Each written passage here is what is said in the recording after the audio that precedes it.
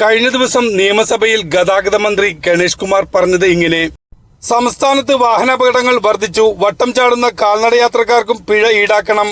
കാൽനട യാത്രക്കാരനും ഇപ്പൊ ഫൈനൊന്നുമില്ല, വട്ടം ചാടിയാലും ഫൈനൊന്നുമില്ല, മൊബൈലിൽ സംസാരിച്ച് റോഡിൽ കൂടെ ഫൈനില്ല. അപ്പോൾ പോലീസ് നിയമത്തിൽ വരുത്തേണ്ട ഒരു ഭേദമാണ്. പോലീസ് ഭേദഗതി വരുത്തിക്കൊണ്ട് കാൽനട യാത്രക്കാരനും ഇപ്പോൾ വാഹനം ഓടിക്കുന്നവർക്ക് ഫൈനുള്ളൂ.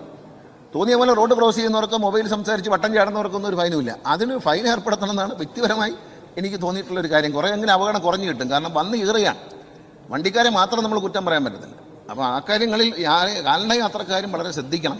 കാൽനട യാത്രക്കാർ സ്മാർട്ട് ഫോണുകളിൽ ശ്രദ്ധ കേന്ദ്രീകരിക്കുന്നതിനാൽ കാൽനടയാത്രക്കാർ പതുക്കെ നടക്കുന്നതും ചുറ്റുപാടുകളിൽ ശ്രദ്ധ ചെലുത്തുന്നതും സുരക്ഷാപകടങ്ങൾക്ക് കാരണമാകുമെന്ന് കണ്ടെത്തിയിട്ടുണ്ട്.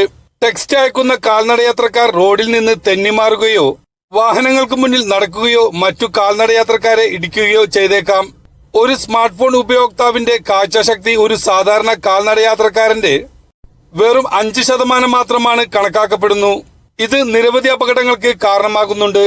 കാൽനടയാത്രക്കാരിൽ കൂടുതലും സ്ത്രീകളാണ് ഫോൺ ഉപയോഗിക്കുന്നത്.